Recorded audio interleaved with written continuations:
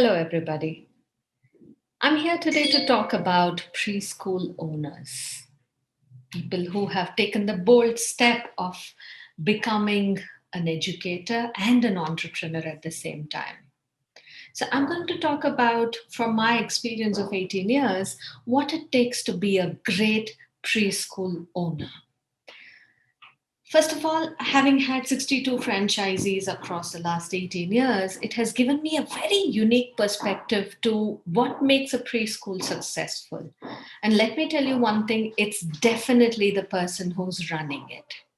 And in my experience, there are a few things that I have learned that make sure that a franchisee or a preschool, independently run preschool, will succeed.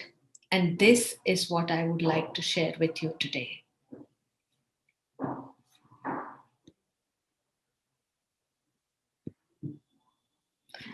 Is very interesting when I listen to all these business gurus talk about the VUCA world. And I wanted to talk about this with all of you. VUCA stands for volatility, uncertainty, complexity, and ambiguity. We live in a world where we don't know what to expect tomorrow. The last 1.5 years, I think, has hit the preschool industry so badly, we are still teetering. We are still unable to get up from the shock of having been in this kind of a pandemic, right? But we are learning, we are getting better, we are adapting, and we are growing also. But what we need to understand is that when we live in a VUCA world, we need to keep changing, and that's the only constant. The next few things that I'm going to share with you will tell you how we can ensure that we can succeed in a world which is volatile and it's uncertain. There's so much complexity, and finally, it's ambiguous. You don't know what to expect. What I have to say is these 5 letters. SMILE. Yes, first of all, smile, because this too shall pass, right? As a person who's been in the field of early childhood education for so long, I have learned that nothing is permanent. Everything is temporary. If you're having happiness, that's also temporary, but you will reach better heights, and you will succeed if you find that you can smile at everything and take it in your stride. But I am using smile today as an acronym for things that you should practice so that you are able to cope with being an educator and an entrepreneur, especially in the field of early childhood. S stands for staying updated. I have come across many preschool owners who accept things that are being told to them, who have learned maybe during a course or having worked somewhere else themselves. They have learned certain practices which they believe are great. But it's extremely important that we stay updated and abreast of what's happening around the world. Sometimes I feel that the difference between a successful preschool owner and a person who is struggling is that information. They do not have the right information, the right knowledge. And so, how do you stay updated? You have to subscribe to the latest journals. I'm sorry, you have to subscribe to journals where you get the latest information. You have to be member of a lot of associations where you interact with people who are in the same industry. You have to also network with people who are from different industries, but they can give you a lot of information about the entrepreneurial journey, right? Recently, having done my course at IIMB, it has opened up my world about the importance of networking. It has opened up my eyes to the fact that if we are stuck in one field and we're not thinking outside the box because we don't have the resources, we're not introduced to new information. When I met these 125 women who were part of this program with me at INB, the brainstorming that happened was of a different level altogether. So, my suggestion is to stay updated. Not only do you have to read about your own industry, you need to stay updated about what's happening around the world, what's happening in different industries that affect you. So, staying updated, there is no compromise. This is something that we have to do. Even this many years of having been in the field, I still make sure that I'm attending conferences, make sure that I'm attending classes, workshops, wherever possible, because there will be an update somewhere waiting, which will be tailor made for you. You will benefit from it. So make sure that you're staying updated. M in SMILE stands for mentoring.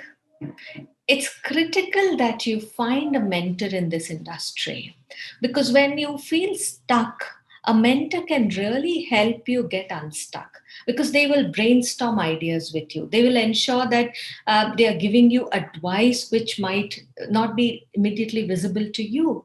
You have to have a mentor who can help you during your times of trouble, but also remind you when you're doing well, to write down what is it that you're doing right, that you're doing so well. Mentoring and finding a mentor and then paying it forward. So if you have been mentored and you are successful, please make sure that you mentor another person in this industry. Because let's face it, this industry is extremely tough, and we cannot do well by ourselves. We cannot succeed in this industry by ourselves. So let's help each other out and mentor. Find a mentor. You should be able to blossom with that person, plus also pay it forward. Make sure that you take up a mentee under you. Intentionality. Smile. So the third letter is I, and it stands for intentionality. A lot of us start a preschool thinking that it's an easy business. It's just going to be half a day. I don't have to work so hard, etc., etc. So the reasons can be many, but the misconception is that it's easy. I think at the crux of being an early childhood entrepreneur, right, you need to understand that it's never going to get easier. If anything, it probably will get harder, because there has to be intentionality in everything that we take up. And that intentionality is to do with what is right for the child. It's doing whatever is in the best interest of the child. So, the intentionality behind why you became an early childhood educator or a preschool owner is very critical to how you will succeed. Because if your intention is to make money, there are other ways to do it. So, don't choose this profession, leave it. Because if your intention is to make money, go make money in the stock markets. Why are you starting a preschool? If you have the intention of doing well for the children from the point of view of the child, you don't compromise because it's not in the interest of the child, right? If you do that, success will follow. When you start cutting corners, when you're not intentional in your approach, whether it is buying a notebook, whether it is buying a pencil, whether it is doing up your school, even running online classes for 3-4 hours a day, when you're not intentional, success will not follow. This is something that I have learned after looking at so many franchisees over so many years. Then we have L in SMILE. L stands for leadership. Now, unfortunately, an early childhood educator does not have the same confidence as a principal of a school which is K to 12.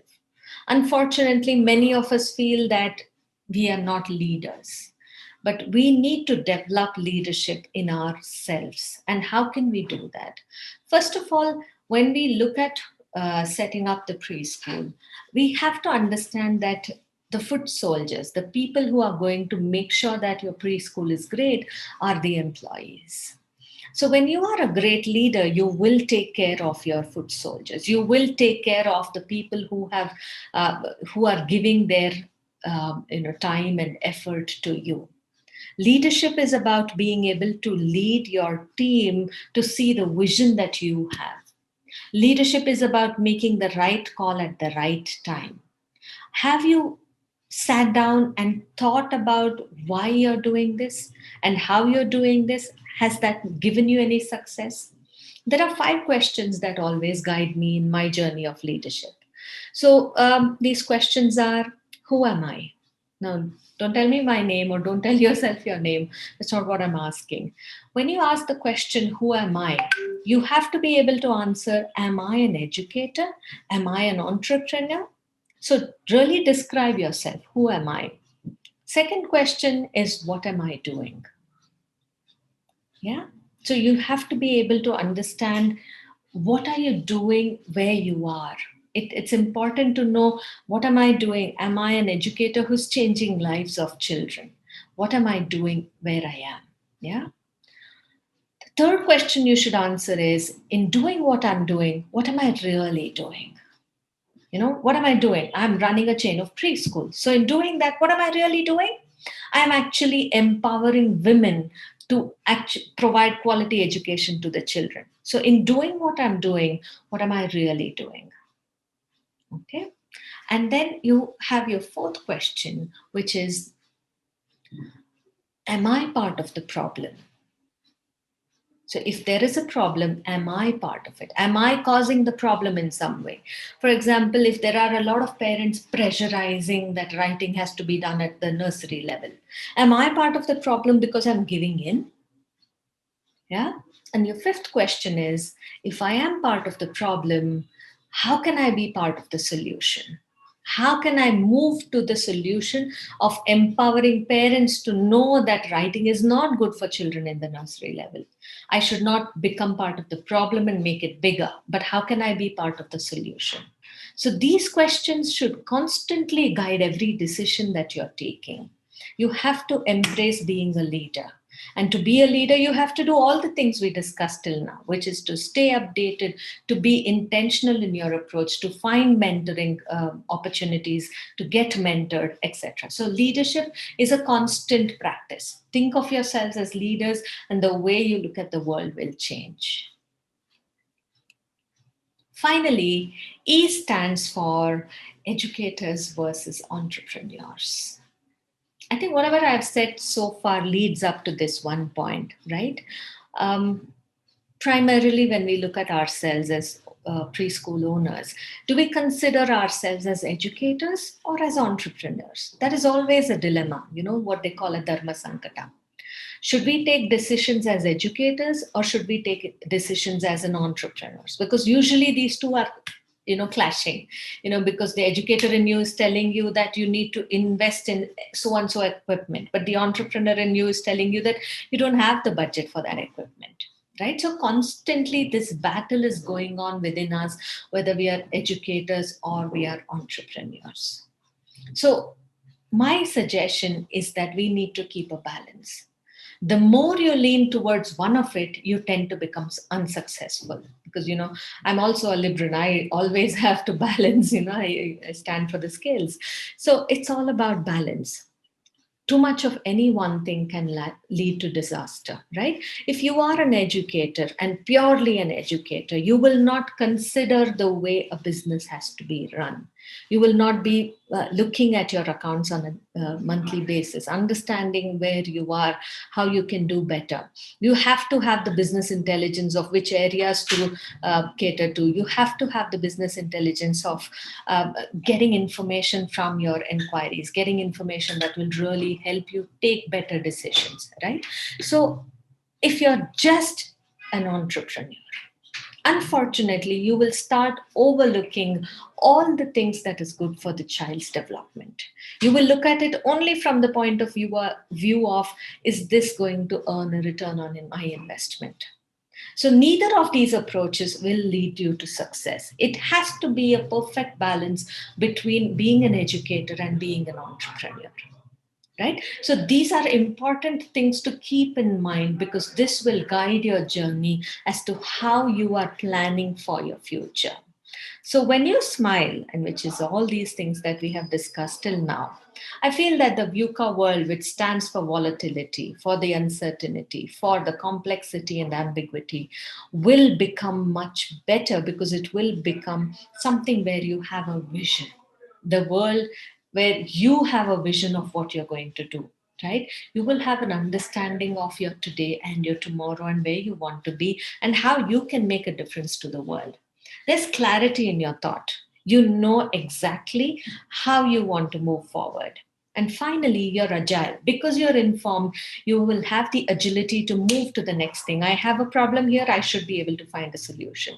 If you follow the SMILE, SMILE, I'm sure you will be able to move this VUCA world into a positive aspect, right? You will be able to make this VUCA world not in the red, but in the green that you're seeing on the screen right now. And finally, I do love Calvin and Hobbes, right? Calvin and Hobbes, I have the whole series and they just bring a smile on my face. So when you look at this quote from Calvin and Hobbes, it says, you know what's weird? Day by day, nothing seems to change, but pretty soon, everything's different. So be consistent, keep following all these things we have discussed. You have to keep following it over a period of time, and change will definitely happen. I wish you all luck. I'm sure you will do great very soon. Let's pray for our children so that they may have a great time going forward. And I hope that the pandemic does end soon, because our children really need to get back to being physical at the school very soon. So thank you all so much, and do remember to smile. Bye bye. To receive such more educational videos, please subscribe and also share it with the people who are associated with education industry. Thank you.